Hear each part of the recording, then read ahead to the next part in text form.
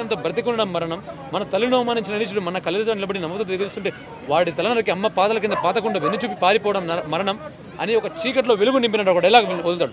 ఆ డైలాగ్ వదిలిన వెంటనే ఎవరైతే సైనికుడు రక్తం ఏర్లై పారుతుంటుందో నొప్పి అనే మాట మర్చిపోయి శక్తి అనే ఒక పదాన్ని గుర్తు తెచ్చుకొని మళ్ళీ సైన్యంలో పోరాడాలని పోతాడు.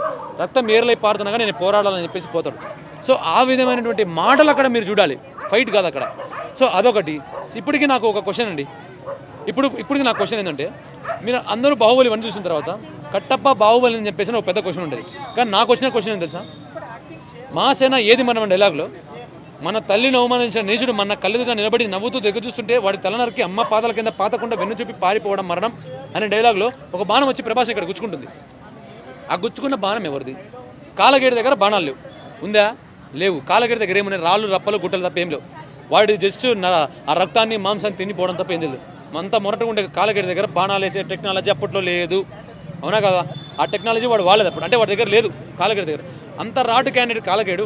బాణం ఎవరు వేసింది ప్రభాస్కి? ఏమో ప్రభాస్ వాళ్ళ సైడ్ ఉన్న వాళ్ళు ఎవరైనా పడిపోయినప్పుడు ప్రభాస్ సైడ్ ఉన్న వాళ్ళు అస్సలు వేరు. ఎవరేసారు? చూపించారా? లేదు. ఈ క్వశ్చన్కి ఇదే ఇప్పటికి నేను వీలైతే రాజమౌళి గారు కూడా పంపండి వీడియో ఎవరు అని చెప్పేసి ఆ టాపిక్ మీద బాహుబలి 3 వచ్చే ఆప్షన్ ఏమైనా ఉందా? ఉంది. ఇది నేను కనిపెట్టా. ఇప్పుడు జపాన్ లో ఏదో కనిపెడుతుంది, ఇది కనిపెట్టా. ఆ బాణం వేసింది ఎవరు? రాజమౌళి గారు దయచేసి చెప్పండి ఆన్సర్ దీనికి. ఆ బాణం వేసింది ఎవరు? ఆ బాణం వేసిన వ్యక్తి ఎవరు తెలియాలి.